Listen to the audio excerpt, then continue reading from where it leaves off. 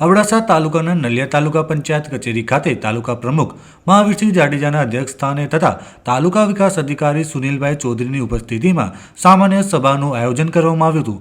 આ સભામાં એજન્ડા મુજબની કાર્યવાહી હાથ ધરવામાં આવી હતી। આ સભામાં વર્ષ 2025-2026ના સુધારેલા તથા આગામી વર્ષ 2026-2027ના અંદાજપત્ર રજૂ કરવામાં આવ્યા હતા। ₹35,19,40,000 પુરાણવાળું ઉપરાંત 15મું નાણાપંચ, તાલુકા કક્ષાની ગ્રાન્ટના વ્યાજ તથા બચત રકમમાંથી તાલુકાના વિવિધ ગામો માટે વિકાસ કામોનું આયોજન કરવામાં આવ્યું છે।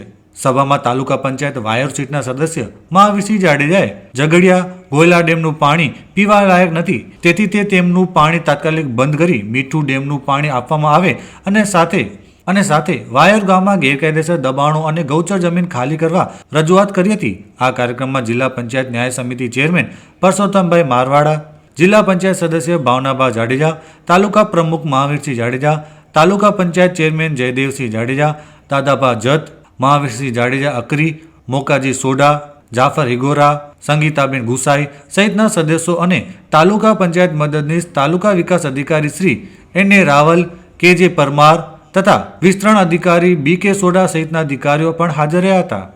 24/2025 રોજ સામાન્ય સભા અબડાસા તાલુકા પંચાયત મળેલ હતી। એમાં અબડાસા તાલુકાના સંધ્યા 25-26 તથા નવા વર્ષમાં સુધારેલ અંદાજપત્ર આગામી 26-27ના વર્ષના અંદાજપત્રો મંજૂર કરવા માટેનું તેમજ નાણાપંચની બચત રકમ તેમજ વ્યાજની રકમનું આયોજન માટેની સામાન્ય સભા બોલાવવામાં આવેલ હતી। ની અંદર તાલુકા પંચાયતની સામાન્ય સભા કરવામાં આવી તો પહેલાં તો આપણે બજેટ રજૂ કરવામાં આવ્યો અને સર્વસંમતે બજેટ પાસ જિલ્લા કક્ષાએ મોકલવામાં આવ્યું।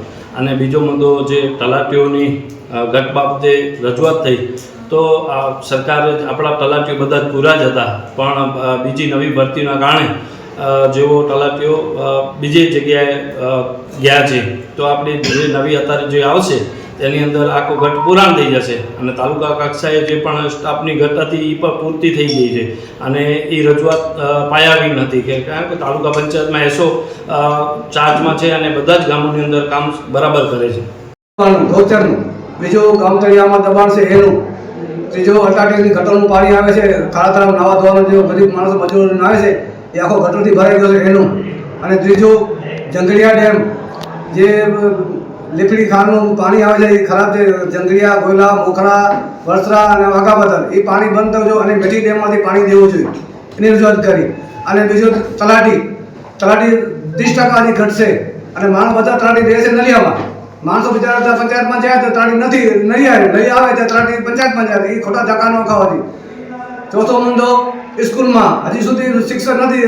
ધારાસભ્યશ્રી કહેતા હતા કે હવે ભૂલ થઈ ગયા હજી ધારાસભ્ય સાહેબને ખબર નથી કે શિક્ષક પણ નથી અને તલાટી નથી, પછી એસો અઢી વર્ષથી એસો નથી। તો આ બધી ભાજપની સરકાર છે, તાલુકો જિલ્લો બધી ભાજપના, પહેલાં કહેતા કોંગ્રેસ હતા, હવે તો બધું ભાજપનું છે ને, તો હવે આ લોકો બધા ભરતી કરો